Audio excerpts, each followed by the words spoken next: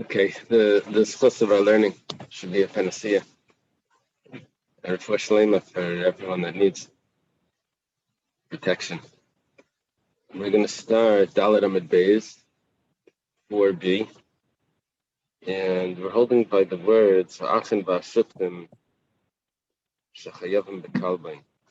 You have a regular Gemara, so then it's about 11 lines from the bottom. 12 lines. Ha'achin v'Ashutkim Shechayavim b'Kalbain. Turn me my behema. Okay, here we're discussing an inheritance. There's two brothers that inherited their father. There's two possibilities. Either right now they're partners. Right now they're partners in the inheritance. There's two possibilities. One possibility is that they never divided it and it's still their father's estate. Other possibility is that they divided it up and then they decided, you know what, let's just join back together and they become partners. Now, we're dealing with halacha that if someone gives, what was the Mishnah? The Mishnah said that if someone gives for his friend,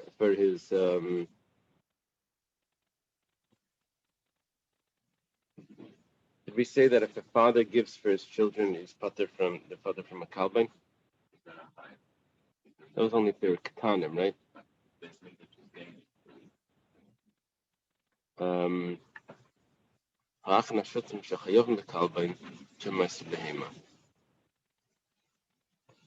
We're saying that if it's coming from the father's estate, then they would be exempt from the kalbain. The father was paying for them. But if they're each giving it, and it's coming from their own, just as partners, so then they're chayav in a kalbain. So it depends on the status of the estate. So we start like this: if it's a case where they're chayav in a kalbain, upturim meiser behema, and they're exempt from meiser behema, what status would be exempt from meiser behema? If they were regular partners. We have a verse that says, Kol Peter Sheger Behema Sheyelecha B'Leishel Shutras. So it says, Sheyelecha, it should be for you, only if it's an individual, Yelecha. But if it's Lachem, but if it's the plural, the Gemara tells us B'Leishel Shutrim, but not from partners. Partners are exempt from Meiser Behema. So this is only going to be in a case B'Shechalku, B'Chazru V'Nishtatu. It has to be that the estate was already, like Yitzi said, they already finished the court case, and now they just became partners again. Yeah, after spending most of it on the lawyers. Not me. Yeah. It would first have to be l'cha, right? Okay. If they come back, no, this is in the case where they're going to be pater from my Spain, right? Because they rejoin, because they are regular partners, and it's not considered an individual's estate, the father's estate. Okay, now shechayavim b'meiser behema, the keturim min hakalbain. The other way, the chayav in meiser behema. That means the 10th animal has to be given as the sacrifice. So why? Because it belongs to an individual, belongs to the father. They're exempt from a kalbain because the father's estate is paying for them. That's the case. That's when it was never divided at all. It's still in court, right? Amar Reb Lazar, the hein shechalku gediyim keneged tiyashim v'tiyashim keneged gediyim. Reb Lazar says it needs to be, if you're discussing that it was divided and then they rejoined as partners, it has to be a real division. A real division would be that this one says, I'm going to take the the kids, the goats, the baby goats, and you take the adult goats. That means that there was a transaction that took place. However, but if they just said, you take half and I take half, and they didn't actually do a real transaction, it was just half of this is mine and half is yours. And it wasn't like, well, I need this and you need that, so you take those against those. So what Rebbe Lazar is saying is that when they rejoin, it's going back to its original status as it was before. There was never a transaction here. Look, they were partners in their father's in the inheritance right away, even before they divided it. What type of partnership was that? Each one owned half, 50% of every item. So if they divided it up, and the division was 50% of every item, and then they rejoined, so there's still 50% of every. It goes back to the same status that it was originally. That was his original status. And it's as if it's still what's called mitvusas habayis, in the estate of the father. There was never a division here that was significant enough to say that it was divided. Amar Rabbi Yochanan says it's not so. Rabbi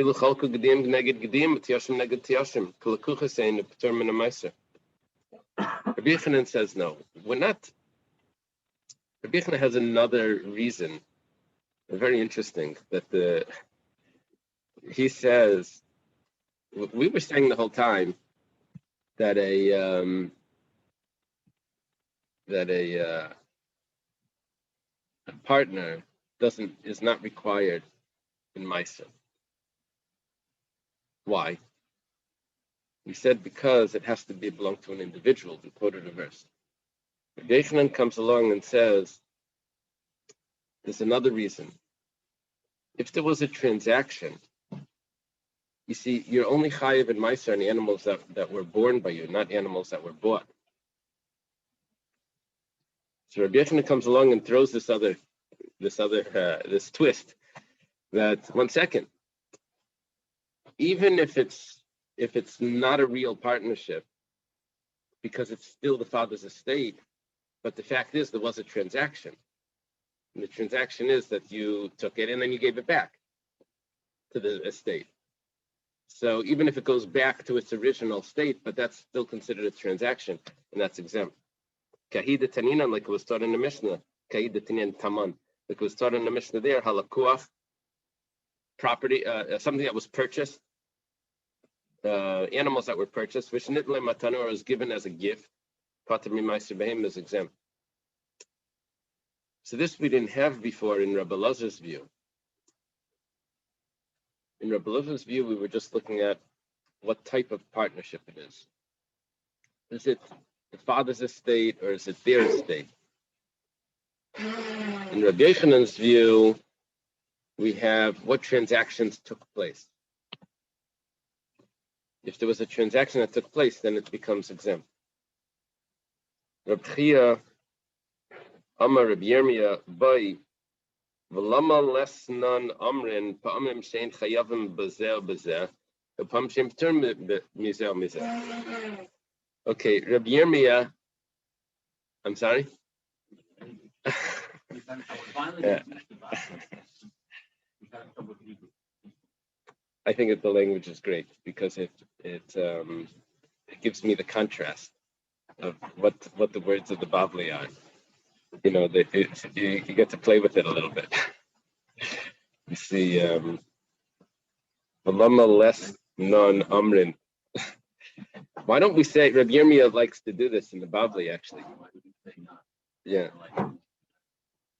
In the Bavli we have a bunch of places where Rabbi Yirmiyah says, you remember a Gemara, Pa'amin shechayavim be'asham shneim ba'asham shneim b'chatas. Pa'amin she'echad ba'asham echad b'chatas. Pa'amin this. Rabbi Yirmiyah likes to categorize things into like as if he's making a chart. like I think he does this in Sukkah also. One is in Bava Metzia where it says by the Shavua. Then in Sukkah he does with upper Sukkah is kosher, the bottom one is puzzle. The bottom one is kosher, and the upper one is puzzle. So here he's saying, why don't we have all four cases? Because we said sometimes he's chayiv and a kalbain, the two brothers are chayiv to pay the exchange fee, and they're exempt from Meiser. Sometimes they're chayiv and Meiser, and they're exempt from the kalbain, from the exchange fee. He says, why don't you throw into this that sometimes they're chayiv in both, and sometimes they're pater from both? That would be the perfect chart. You would have all four possibilities. So, hey chavida, that means hey chidami. All right. So skip the parentheses. Chalku hanechasim v'lechalku abehema. Sounds like this. Let's say we're on top of 5A. The property, you see, the father owns property. It doesn't say what type, but there's property. And there's also animals. So if they divided the property, that means the estate was divided. When they take the shekel, or the half shekel, to pay for each other from the estate, that was already divided. So it's really each one is paying for himself. So they should be chayiv. And v'loy chilku abehema, but the animals were not divided, which means that who owns those animals? The father. That's an individual. They'll be chayiv in the kalbain because the estate was divided, and each one is paying for himself. They'll be chayiv in meiser behema because it belongs to the father. So chayav b'zeh b'zeh. Or let's do it the other way. Cholku abehema. They divided the animals up. So who owns the animals are the two partners.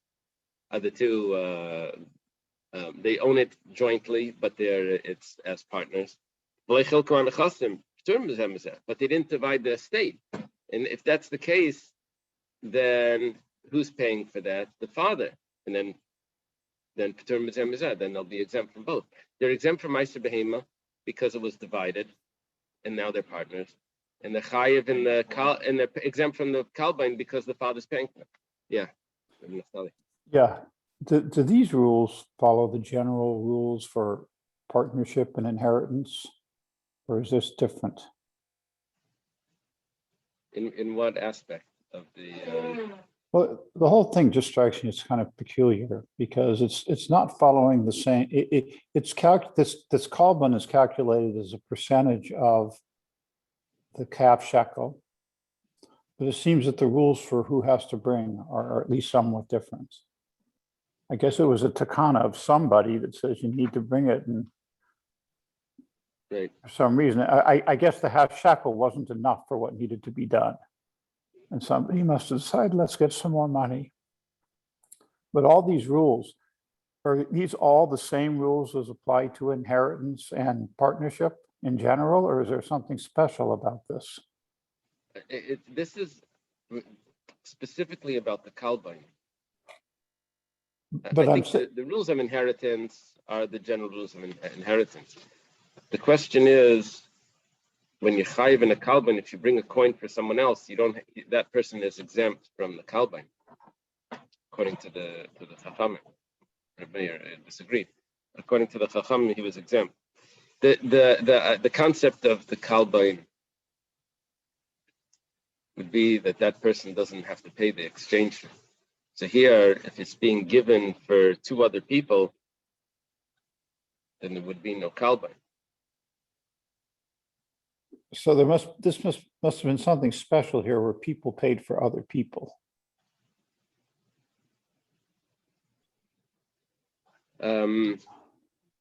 I guess if that's how they would do it. Yeah, if it was a loan, we said that didn't work. The person had to pay back. Could they theoretically each pay for each other and then avoid paying the kalbain? Say, I pay for you, you pay for me, or maybe that's considered a loan. Yeah.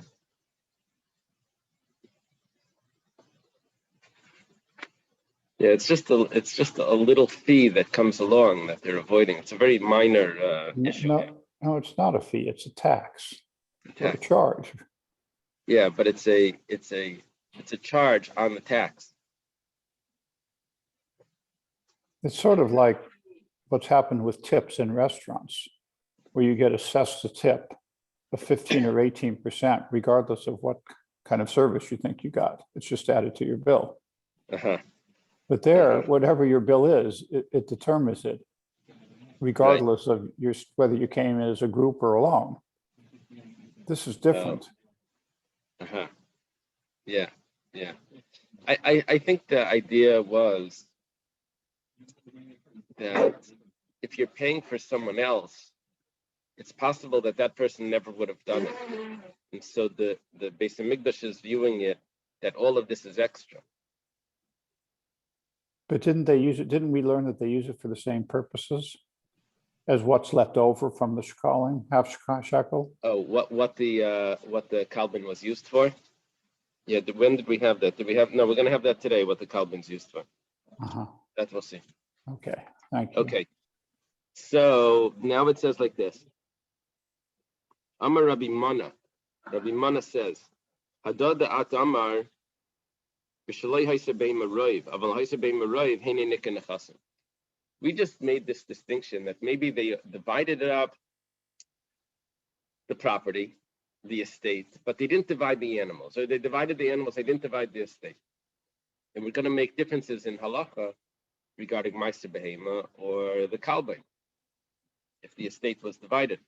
Now, the interesting thing here is that Reb Mana comes along and says, 1 second, you didn't tell me the percentage of his estate if it's majority animals, then how can you tell me that if you divide the animals, then they become exempt from Meiser Behema, and then they become chayav in a kalbain?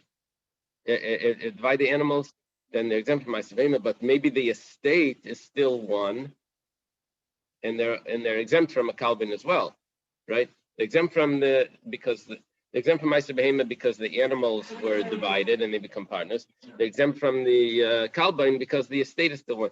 Comes along Ramon and says, I don't know if that's correct, because it could be that the estate is, the fact that the estate is still intact, but if the animals are the majority of the estate, then we'll say that the estate is divided anyway.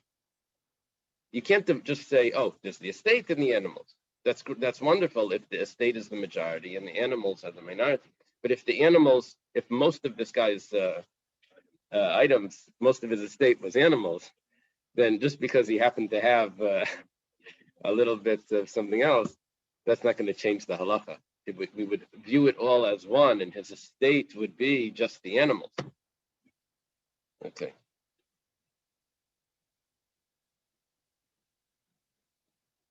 You go after the majority.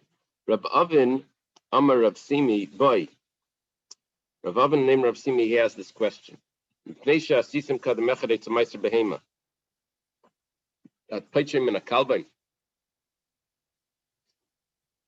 you're making them chayiv and meiser behema by saying that they're all one person. It's all one estate. It all belongs to the father. There's no partners here. It's really the father's estate. They're just taking care of it until it's settled. But if because of that you can exempt him from a kalban, you should be machmer. Why should we be lenient over here? Just have them pay the kalban. The fact is, they're two individuals. Amalei leishanyehi shu neisim selechet shlema.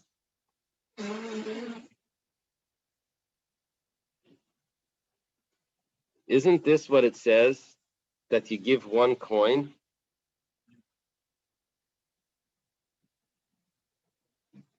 You give one coin,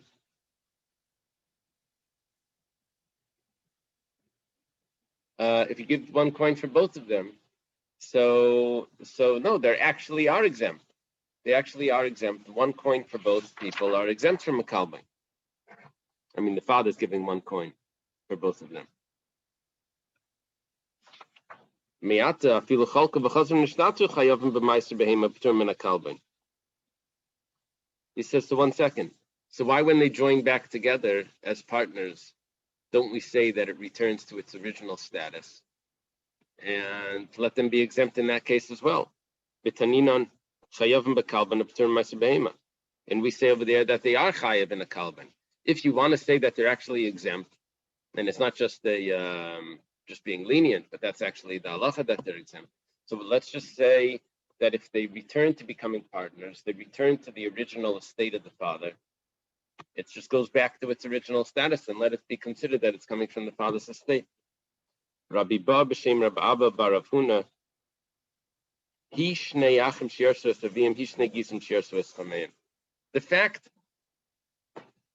that they divided the estate and then they rejoined together does not mean that it goes back into the father's possession. It's a new partnership. He says, look at this. Let's say there were two sisters that married two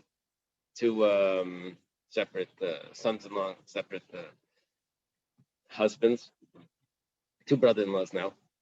And the father of the wives passes away.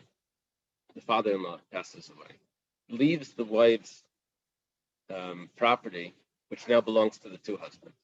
The two husbands then join together. Are you going to say that it goes back to the father's estate? No, they're two separate people that joined in partnership. These brothers, they're only related through marriage. And if they join in a partnership, that's a new partnership. He says the same thing as with two brothers. Don't say that it goes back to the father's estate. That becomes a totally new partnership. So then when they pay, they're each paying for themselves. They're higher than a kalban. Le'echan hayu hakalban asnai. From that you can figure out, right? Le'echan. To where did the kalban fall? That means what is the kalban used for? That exchange fee then? That it doesn't just get lost. It has to have what it's meant to be used for. Even though it's a small amount, but where does it go? So Reb Meir Eimer l'shkalim.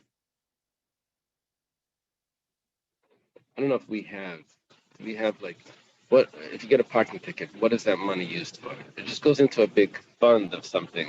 We don't know exactly. Does it go to pay those meter guys or something? So here we have to have exactly like what it's used for each point. So Reb Meir Eimer l'shkalim. Reb Meir says it joins into the shkalim. Now this is Reb Meir's view before. This fits perfectly with Reb Meir's opinion. Reb Meir said, what was the point of the kalbain?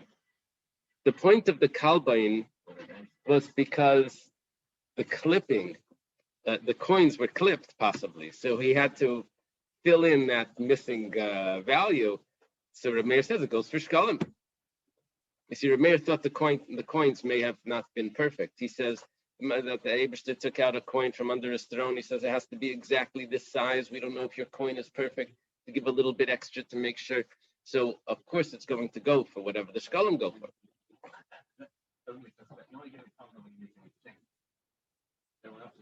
No, according to Reb Meir, you have to give a kalban even without an exchange. Reb Meir held that. That was Reb Meir's view. So Rabbi Lazar Milinadava, he says that it goes to separate sacrifices. Reb Meir says it goes for the community sacrifices. So that's what the shkalim is used for. Reb Shimon Shazuri Aimer Rikua Zav V'Tzipoy Lebeis Kodesh HaKadashim. It goes to the gold plate that's used on the walls of the Kodesh HaKadashim. Benazai Aimer Shulchanin HaYonait Leisim B'Scharan. That was given to the money changers for their payment. And V'Yeshem Leitzas Drachim, and some say that it went for the transportation. How did you get the coins to the temple? Someone had to pay those people to bring them. They would do it in their cities. Someone would have to take care of that. So that little coin would go. The nafkamina would be that if you brought it yourself, the travel expenses. If you brought it yourself, according to that last opinion, you would be exempt. So these money changers were private individuals. They weren't employees of the Beis Hamikdash. They may have been employees from the Beis Hamikdash, but where did they get the payments for that? It went through this. The Kalbain went through the Beis Hamikdash to pay them. So it was self-funding, in other words. Yeah, yeah. Well,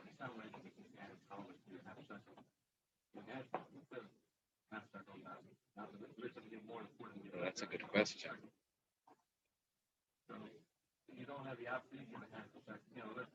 That's a good question.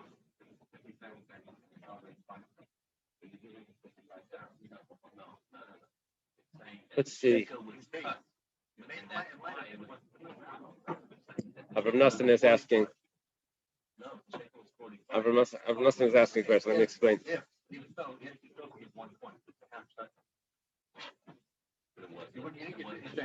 You're going to see in the Gemara a little bit further on.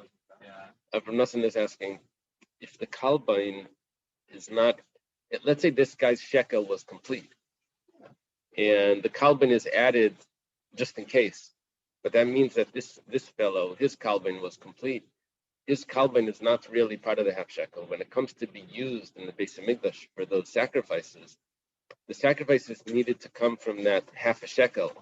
And this is like just something totally extra. Maybe it doesn't have the same sanctity as the half shekel. It wasn't designated exactly correctly. And then it's going to a use that's not exactly what it was meant for. So let's see in the Gemara. The Gemara is going to touch on something about this. Okay, we start the next parak. You're a success so far in Shekalim. I don't know if okay, mitzarf in Shekalim ledarkenis b'nei masei haderech. The transportation of the Shekalim could get very heavy. Could be very difficult to transport. So what you could do is you could exchange it for gold, Shekalim or silver. Exchange it for gold, and then you take it to the temple, and over there it'll be exchanged back or whatever. It doesn't need to be. It would be used to buy animals, or just put it into the lishka. There was a chamber there that had the coins. Just like there was a shofar, which is a type of pushka.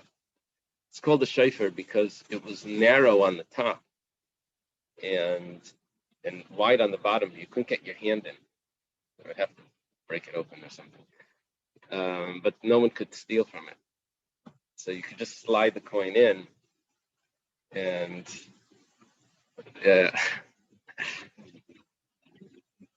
so just like they were in the Mikdash, they also had them in the Medina and the rest of the country. To make it easier for people to put their coins in. B'nai Yair, the Taklan Charatin says, the Mikdash Mamash. Oh, he just adds in that it wasn't in Yerushalayim. In Yerushalayim, they didn't have any shofars. You had to, in Yerushalayim itself, you had to take it to the temple. In the rest of the country, they had shofars to make it easier on people. But if you lived in Yerushalayim itself, just go directly to the temple. Okay.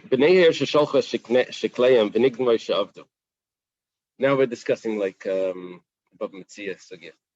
Let's say the people gave their coins to a fellow to take it, and it gets lost or stolen along the way. Do they have to give again? This becomes a whole lawsuit. If in the temple they already have taken from the new coins and they said that now we're going to purchase, what happens when the gizbar, the person that's in charge of this fund to purchase animals, what he does is he says, if anyone at this point has designated their coins and it hasn't reached us yet, what we're taking now to purchase the animals is going to be for those people as well. Which means that if it got lost after the truma, that we're going to call that truma, after that was taken, so then those people were covered, and it was lost from hekdesh, not from the individuals that have given it, not from the people. If it got lost before that truma was taken, that means that it never really made it there and it didn't serve its function.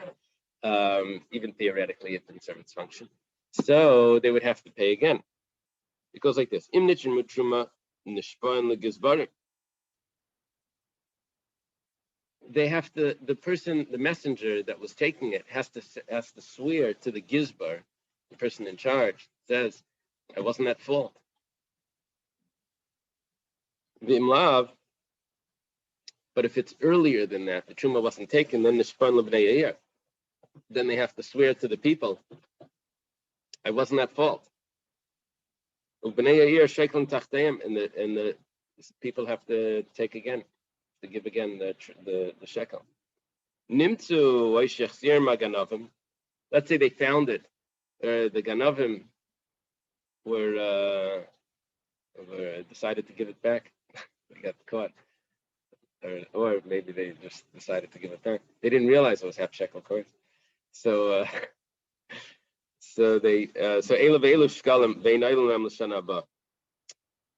the people had to pay already a second time, and then when it's found, both of them become shkalim, and they can't say, well, I gave last year twice. So that's not how it works. Oh, we're going to see. Very good.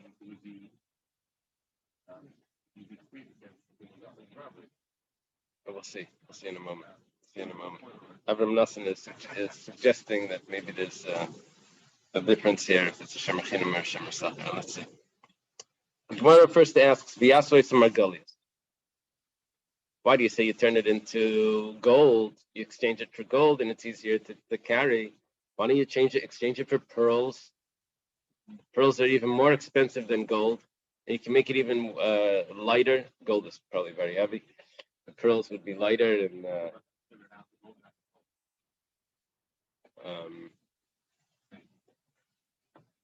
what's heavier? Oh, the question is what's the value? Yeah, okay, right. So the Gemara says, no, you can't do that. We don't know what the value of the pearls are going to remain, how it's going to stay. Pearls, the commodity, this could go up and down. The currency is supposed to stay. That's what it's supposed to be. So we can exchange it for the gold, but not for these something that's purchased. Like it says over there, Bekulan, talking about redemption of firstborns or something. That you can use. Someone can use if he's redeeming a firstborn. He can use other items that have a value of the 5 coins. Shava kesef, but not shkalim. Not for the machzis shekel. Vein paydim mekalim, but you can't use. What's that gimel over there? No, take that out. Amar Shmuel bar Reb Yitzchak shema yazilu hakelim v'nimtze hekdesh mafsid. We have a concern that if you use other items for your half a shekel, you say, well, it has a value of half a shekel. Maybe at the time you designated, yes, it had a value, and now when that time it ends up in the Beis Hamikdash, it doesn't. The market price changed on that item, and the hekdesh is going to lose out. Or when the hekdesh wants to sell it, it's going to lose out.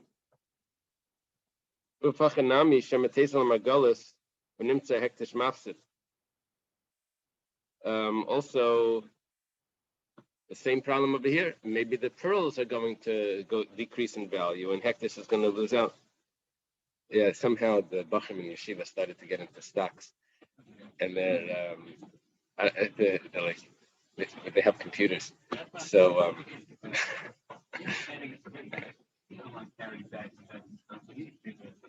Right.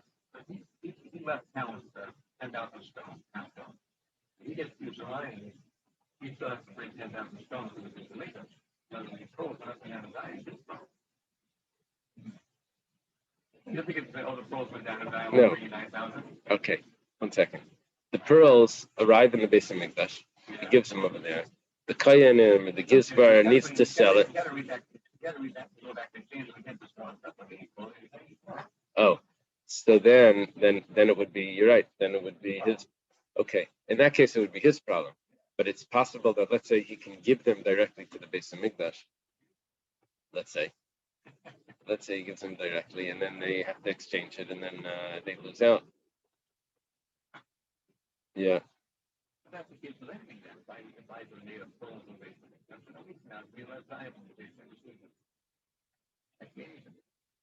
Yeah, but here, you're right, because that's what you donated. But over here, you're supposed to be paying half a shekel. Masnisin betaklin charatin, aval betaklin atikin loy bida.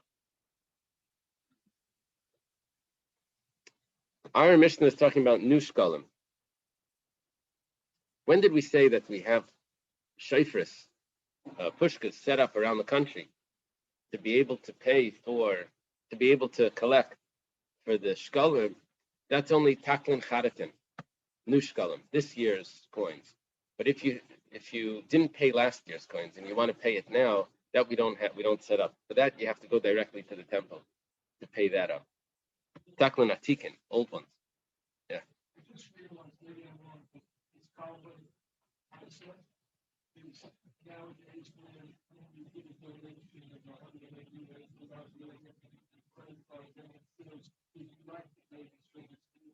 Yeah, very interesting.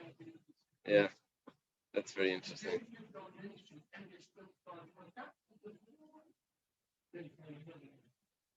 Right. Yeah, that's interesting. Dr. Stein is saying that it's comparable to the service fee when you give a donation by a credit card, and they ask you, would you like to pay the service fee of the credit card, the 3% or whatever? That's the covering. Yeah, that's similar. Right. Interesting.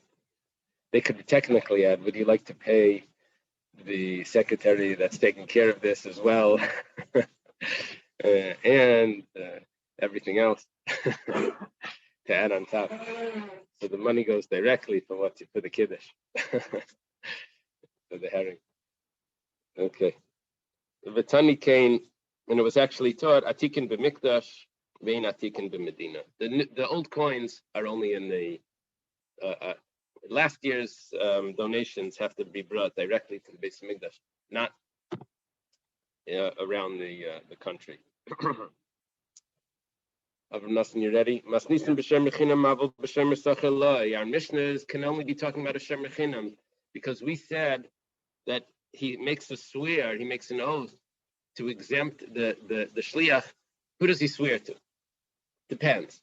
If it was after the coins were already used, in the Beis Hamikdash, the Gizbar already purchased animals, then he has to swear to the Gizbar, to the temple manager, and he has to say, and he says that I wasn't negligent. Or if it's before, then he has to swear to the townspeople that he wasn't negligent. What's he swearing?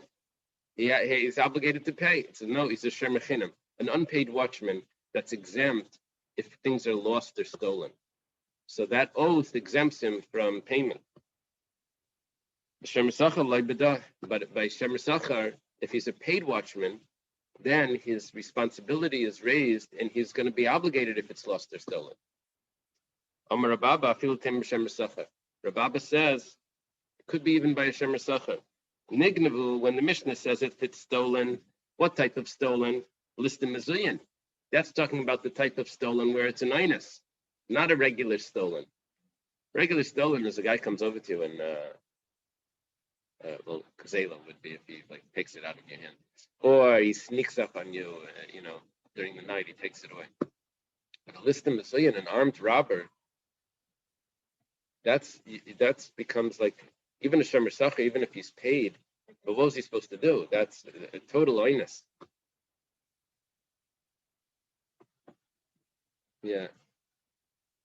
I have this English Gemara on Bab Metzia. So it was made in England. It's an old Gemara.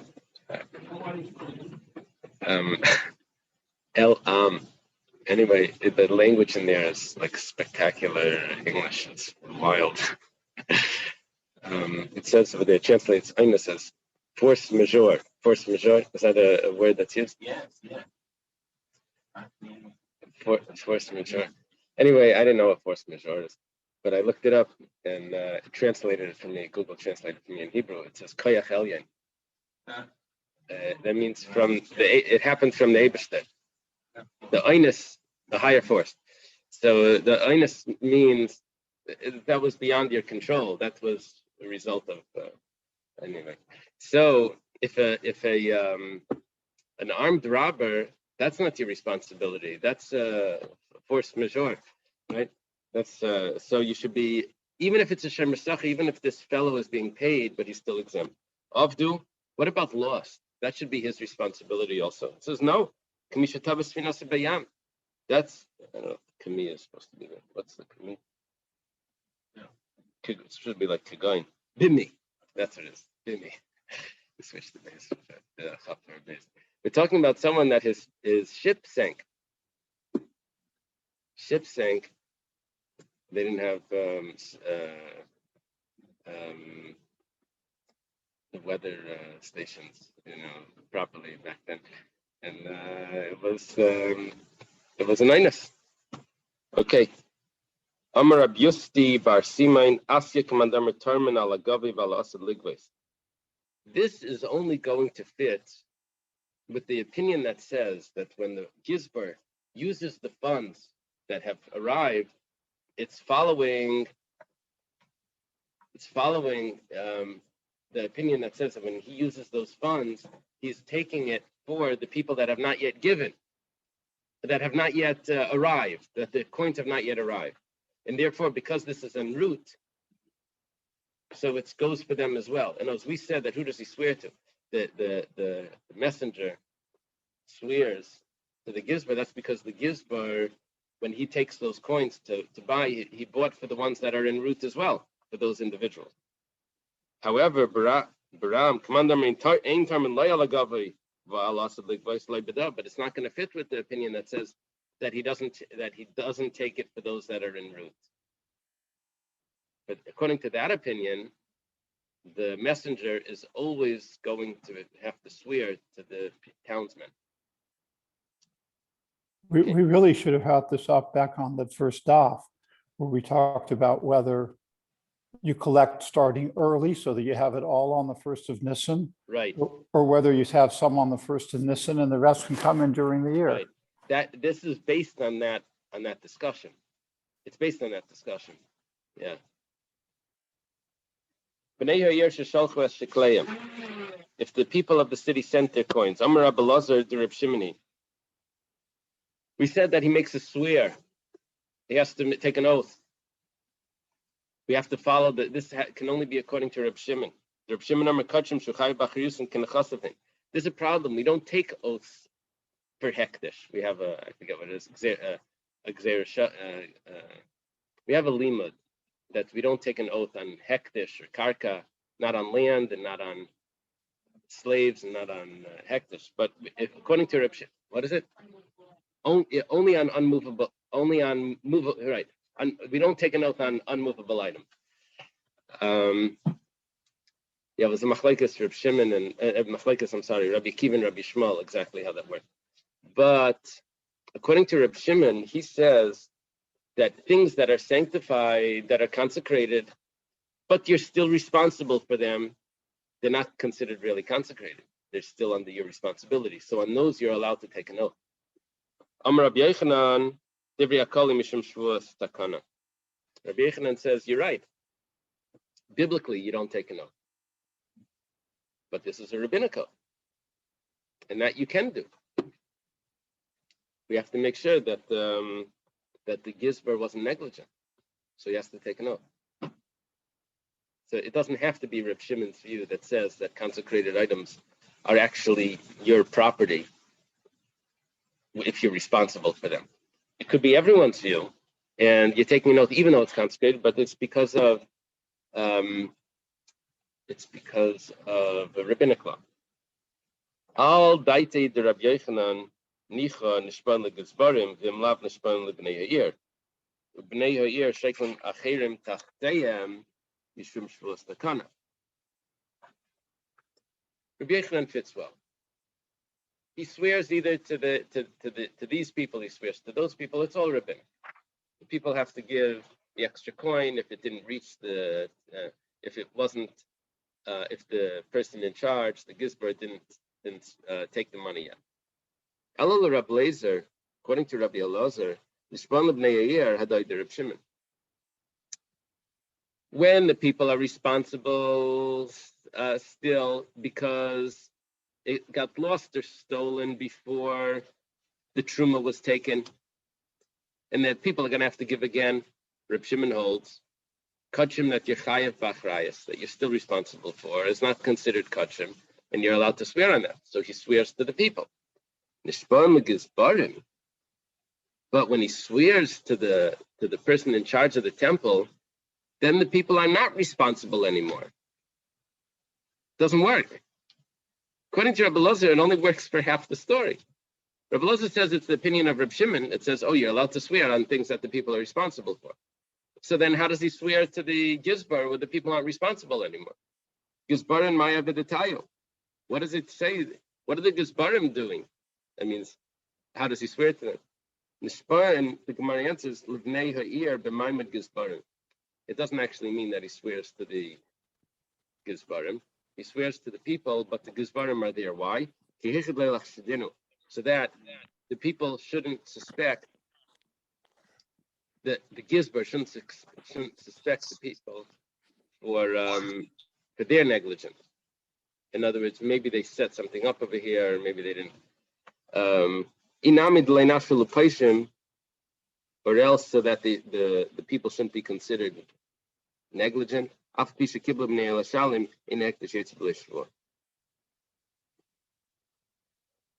Doesn't mean to exempt them. They have to pay again. But we have to take an oath to make sure that there was no negligence, no foul play. Okay. Tifrish shiplei va'avad. If someone separated his shekel, but then it got lost. So he set it aside, put it in an envelope. It's unclear what took place in the temple at that time, or when it got lost. Did it get lost before the truma was taken or after the truma? It's unclear. Rabbi Yochanan Amar Chayav B'Charusa. Rabbi Yochanan says he's chayav. He still has to pay. Why? Ad Shim Tzrena L'Gizbar. It didn't reach the person in charge. Just because you separated it, the base of English didn't receive it. Reb Shimon ben Lakish Aimer, Hikdish B'Shus Kavaya B'Chol Makom Shu. No, God owns the whole world.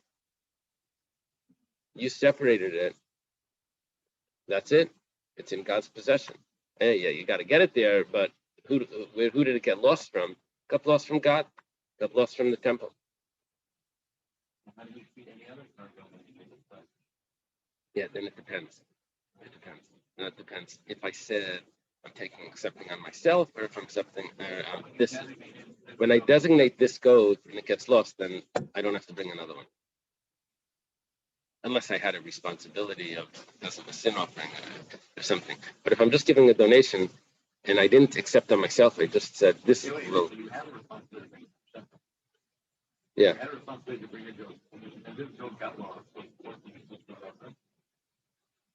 So no. Oh, okay. I see. Uh-huh. That's because the carbon has to be sacrificed. Over here, it's just a coin. It has to just receive. Your responsibility is already satisfied once it's given over. And when is it given over? Let me finish till the Mishnah. Masnisa pligal Reb Shimon ben Lakish. But our Mishnah argues on Reb Shimon ben Lakish because Nishban B'nei Yair, B'nei Shekim Tachteim, because our Mishnah says they have to take again. And it was already in the hands of the messenger. Can't be Reb Shimon ben Lakish. Reb Shimon ben Lakish's opinion was even if you didn't give it to a messenger, you're already exempt because it was designated, it belongs to God. Well, not necessarily so. That oath could have been because we don't want any negligence, so you have to take an oath. I don't know if that's going to fit. I don't know if that's going to be an answer because we said they have to pay as well. It's not going to answer everything. What is this comment over here? Oh, yeah, the Gra explains. It says, Just like the Shvuah was that there's no negligence, so too the extra giving is also to make sure there's no negligence, the fact that they have to pay again. Tani, it was taught, Rishonim Neiflim Takman Chadatin, Vashnim Neiflim Takman Artikin. This is a great Gemara. It's all great. Look at this. It says that the first coins go to the new shkalim. The second coins, because they have to pay again, the second coins go to the old shkalim. Now, Eloheinu Rishonim ve'Eloheinu Shneim, which ones are the first and which ones are the second? Reb Pinchas bei Reb Chanina bei Reb Chia, Chananya. Reb Abba Mari, they discuss this. One says, well, the ones that the people sent is considered the first coins. And the other one says the one that reached the Gizbar first, which is the second coins, that's considered the first coin. So what's happening over here is that we've designated which ones go for what, but we don't know which one. We said the first, we don't know which one's the first die. But we have machlekes about that. Okay. I guess we'll leave it over here. Do we have any